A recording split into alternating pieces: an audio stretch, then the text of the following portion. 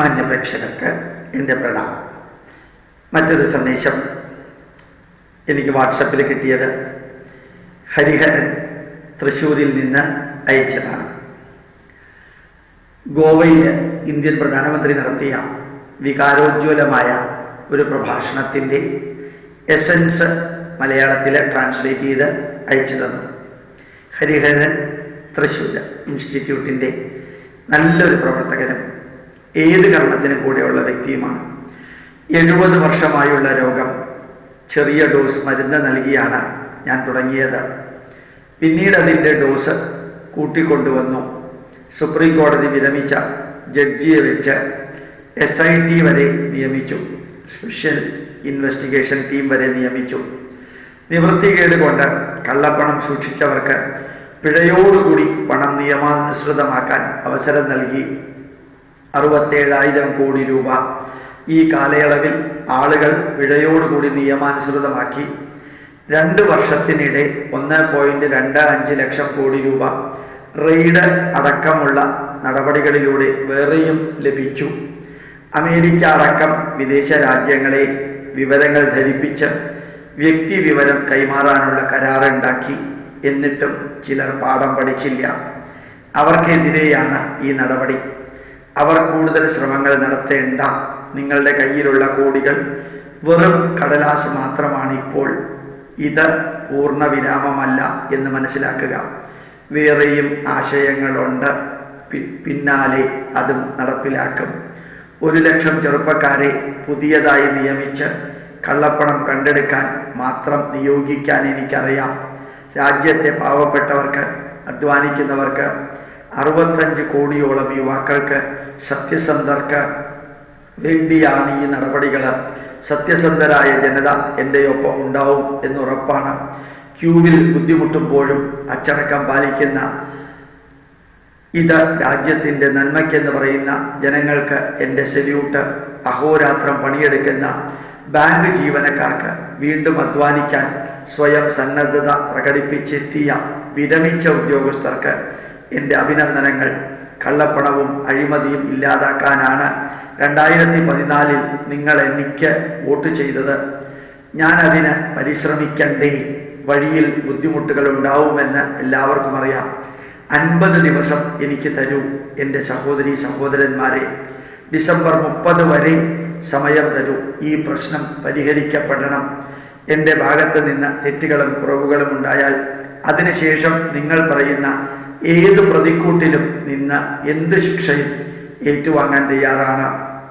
എനിക്കറിയാം ആരെയെല്ലാമാണ് പിണക്കിയിരിക്കുന്നതെന്ന്, ഏതൊക്കെ ശക്തികളുമായാണ് പോരാട്ടമെന്ന് വ്യക്തമായിട്ടറിയാം. ചിലപ്പോൾ എന്നെ ജീവനോടെ വെച്ചേക്കില്ല, നശിപ്പിച്ചു കളഞ്ഞേക്കാം. കാരണം 70 കൊല്ലത്തിലധികമായുള്ള കൊള്ളയ്ക്കാണ് ഇപ്പം തടസ്സം വരുന്നത്. പക്ഷേ ഭയമില്ല. കൈകൂപ്പി ഞാൻ അപേക്ഷിക്കുന്നു, 50 ദിവസം എനിക്ക് പിന്തുണ തരൂ. മോഡി ഇൻ ഗോവ ഡിമോണറ്റൈസേഷൻ ഇത് പരിഭാഷ നടത്തിയത് നിത്യ ശിവരാജൻ എന്ന് പറയുന്ന വ്യക്തിയാണ്. IISH ഗ്രൂപ്പിൽ അയച്ചു തന്നത്. ഞാൻ നിങ്ങൾക്ക് അതേപോലെ ഒരു കമൻറ്റും പറയാതെ അയക്കുന്നു.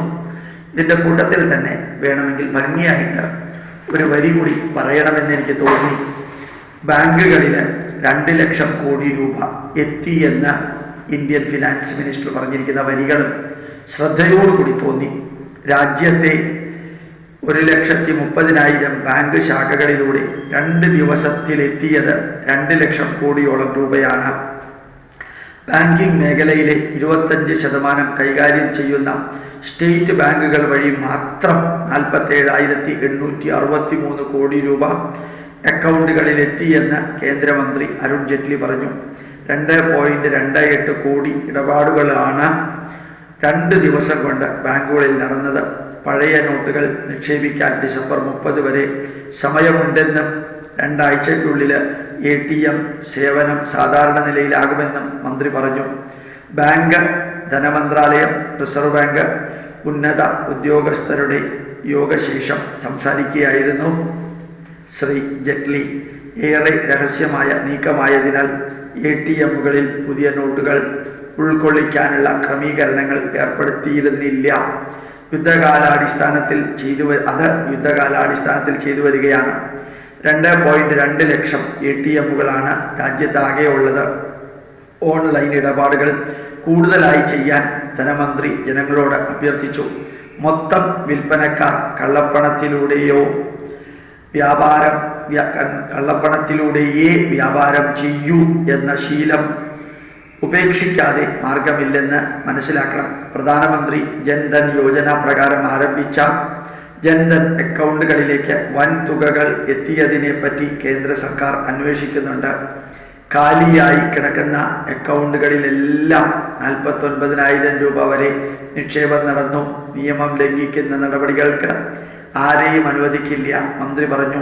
14 ലക്ഷം കോടി രൂപയുടെ നോട്ടുകളാണ് ജനങ്ങളുടെ കൈവശം. ഈ വൻ തുകയുടെ നോട്ടുകൾ മാറ്റാൻ ഏറെ സമയമെടുക്കും. ഇതിൽ 86% റദ്ദാക്കപ്പെട്ട 500,000 രൂപ നോട്ടുകളാണ്. ഇതാണ് 100 രൂപയ്ക്ക് ക്ഷാമമുണ്ടാക്കിയത്.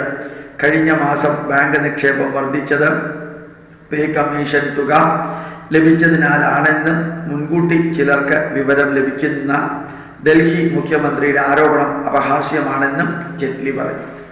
ഏതായാലും എന്തെല്ലാമാണ് അറിയിക്കേണ്ടത് എന്നുള്ളത് മാത്രമേ ഉള്ളൂ.